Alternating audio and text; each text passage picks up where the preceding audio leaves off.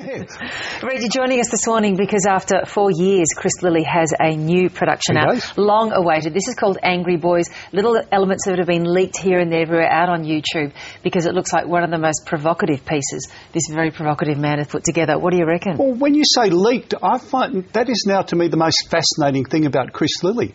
Like, what's he like? I had after the first We Can Be Heroes came out, I was coming out of Rip and Leave from some ABC thing. In the middle of the day, and he was coming in, and I'd seen We Can Be Heroes. Oh, that's kind of interesting. Yep. And you try and find.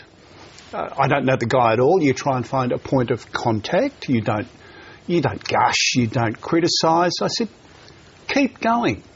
And in response, I got this kind of thin-lipped smile. I thought, international man of mystery. And in a way, he was a bit like that at the Logies too, because he came on to massive applause, which was quite genuine from a very hard audience, a bunch of people like you and I, resentful of anybody else's success. Bitter. All that. And it was quite genuine. And then he proceeded to give absolutely nothing. Yeah. And he's done that before. He says, thank you. Sit down. Well, it's part of his shtick, because I found myself looking at the preview material. There is none. You can't get a hold of it before it goes to air. There's a little dribs and drabs on iView. I've read all the material. If you've ever come across Peter Conrad on Chris Lilley, there's 10 foolscap pages of your life you'll never get back. And I hope his philosophy tutor likes it. Triple J Mag seems to be the only one that actually got to talk to him, but it's sort of fanzine gush. Right. So I couldn't help myself. I asked our listeners this morning on the ABC what they thought of it, and I would say, largely on a scale, this is the way I go about it, on a scale of to it was they were still confused though. Yeah, I think we've got a bit of a segment for the program here now. It's similar in construction, isn't it, Red, to the previous programs, in that he plays a number of characters, some very different ones this time, some women as well. I do. My favourite Chris Lilley characters are women because they are so hateful. Crazy. Sounds just exactly like you, Red. For those who may not have seen it, have a little bit of a look at this one. Spider-Man. Superman. Jammies on, guys. They should be lovely and warm. They've just come out of the dryer. These are the special jammies that I do for the boys. They're just a lightweight sleepwear fabric that I sort of work up into the various superhero designs. Once you've got your jammies on, into cells, please, guys. We've got Shrek here. This is the zebra from Madagascar. And we also have the Power Ranger, the purple Power Ranger. Pyjamas on, in cells, please.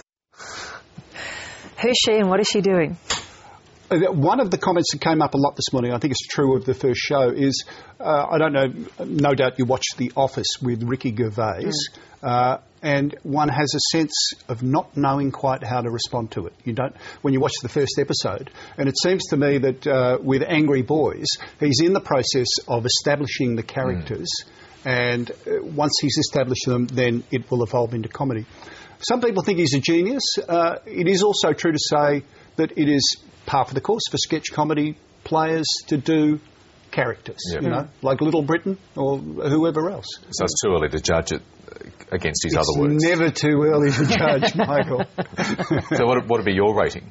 On a scale of to, I'd give it a Oh, a half a. Yeah. It's an unquotable review. Okay. Yeah, it certainly is. I can't put that on the TV guide. No. Does it look like it's going to be as shocking and upsetting as some have foreshadowed it might be? Well, I'm certainly personally very concerned about the issue of blackface, because it is my understanding from pretty much the highest authority people like Guy Rundle that you cannot, under any circumstances, have blackface on television, and I'm a little bit disappointed that Chris Lilley's been able to pull it off, quite frankly.